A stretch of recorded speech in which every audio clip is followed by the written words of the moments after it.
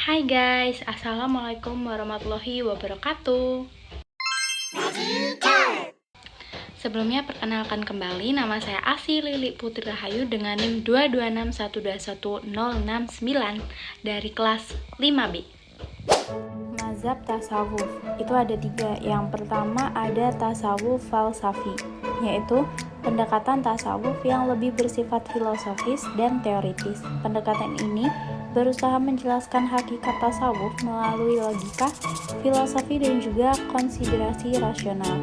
Nah, untuk tokohnya ini ada Ibnu Arabi.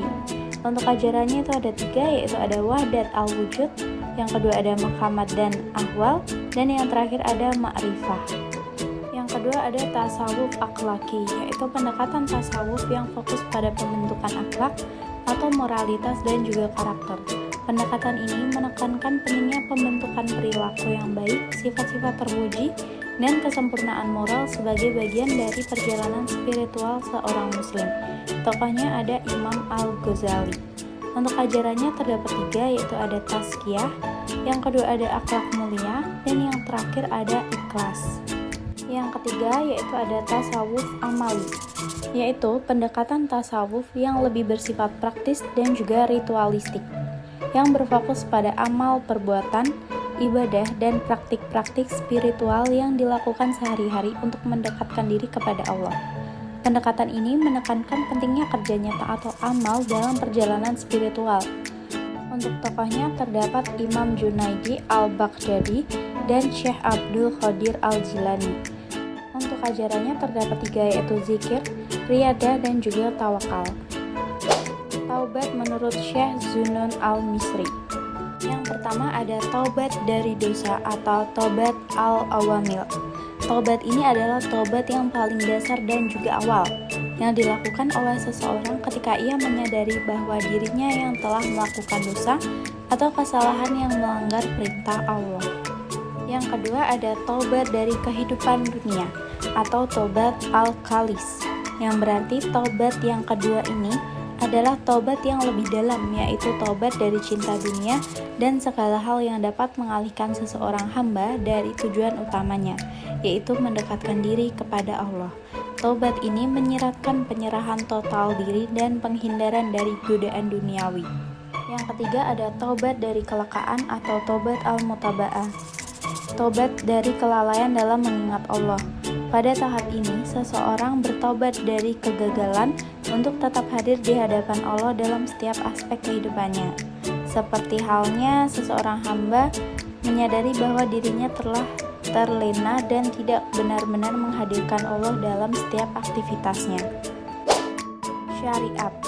Syariat merujuk pada aturan dan hukum Islam yang mencakup kewajiban-kewajiban yang harus dijalankan oleh setiap muslim. Contohnya adalah puasa, sholat, dan juga zakat. Thariqat adalah cara atau jalan yang ditempuh seorang sufi untuk memperbaiki akhlak dan juga jiwa. Contohnya berzikir. Yang terakhir ada ma'rifat, yaitu pengetahuan yang mendalam tentang Allah yang dicapai melalui pembersihan jiwa dan juga pengalaman langsung dengannya.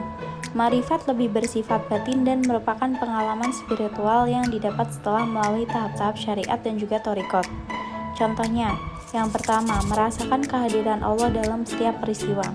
Yang kedua, melakukan setiap aktivitas berdasarkan dengan niat ibadah.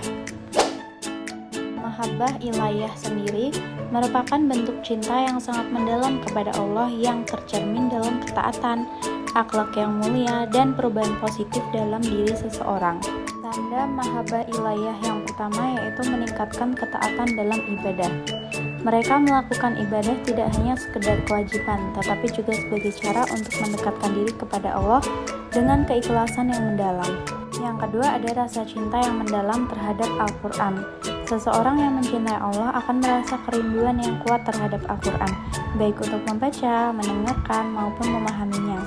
Yang ketiga, ada menjauhkan diri dari dosa, yaitu menghindari segala perbuatan yang tidak disukai oleh Allah, baik itu dosa besar maupun dosa kecil.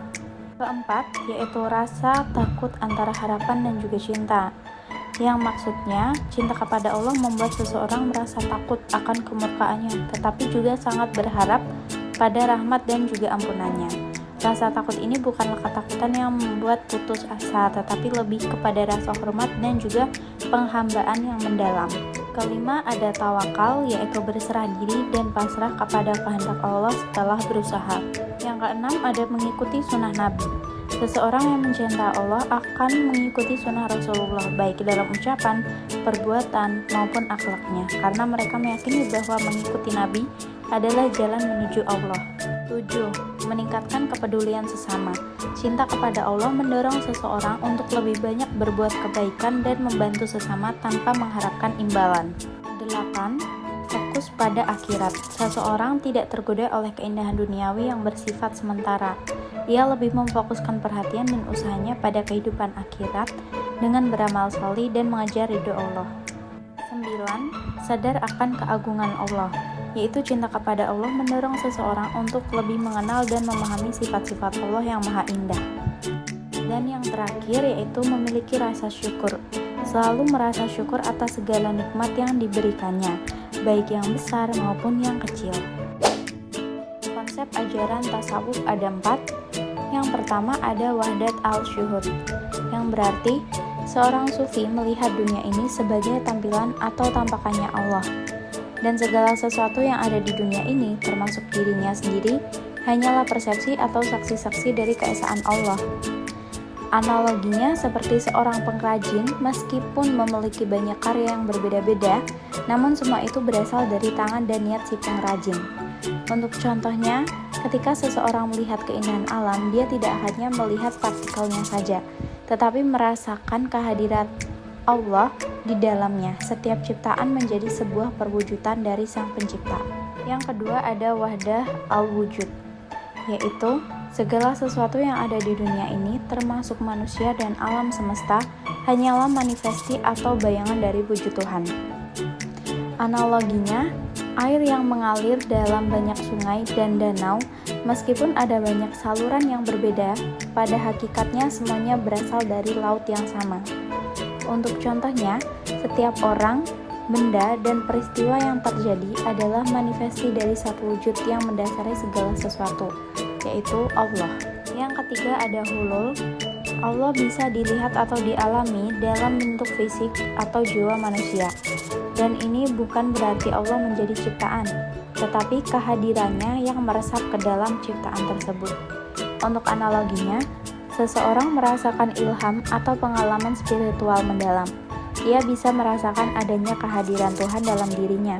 Hal ini seperti seseorang yang sedang berbicara namun kata-katanya begitu mendalam dan penuh makna, sehingga ketika merasa bahwa ia berbicara dengan ilham atau hikmah yang datang dari Tuhan. Untuk contohnya, seorang sufi bisa merasakan kehadiran Allah dalam hatinya saat melakukan ibadah, sehingga ia merasa Allah tidak hanya berada di langit, tetapi juga ada di dalam diri dan juga jiwa. Yang terakhir ada ittihad. Pada tingkat ini, individu tidak lagi membedakan antara dirinya dan juga Tuhan. Mereka mengalami pengalaman keberadaan bersama Allah, di mana batas antara hamba dan Tuhan hampir tidak ada. Analoginya seperti gelombang yang berasal dari lautan. Meskipun gelombang tampak sebagai entitas yang terpisah dari laut, pada hakikatnya ia adalah bagian dari laut yang sama. Jika gelombang kembali ke lautan, maka ia akan kembali menjadi satu dengan laut tanpa ada perbedaan lagi. Contohnya, seorang sufi yang mencapai tingkat ittihad merasa bahwa setiap nafas, perasaan, dan tindakan dalam dirinya adalah bagian dari kehendak Tuhan. Dia tidak melihat ada perbedaan antara dirinya dan Allah dalam hal keberadaan.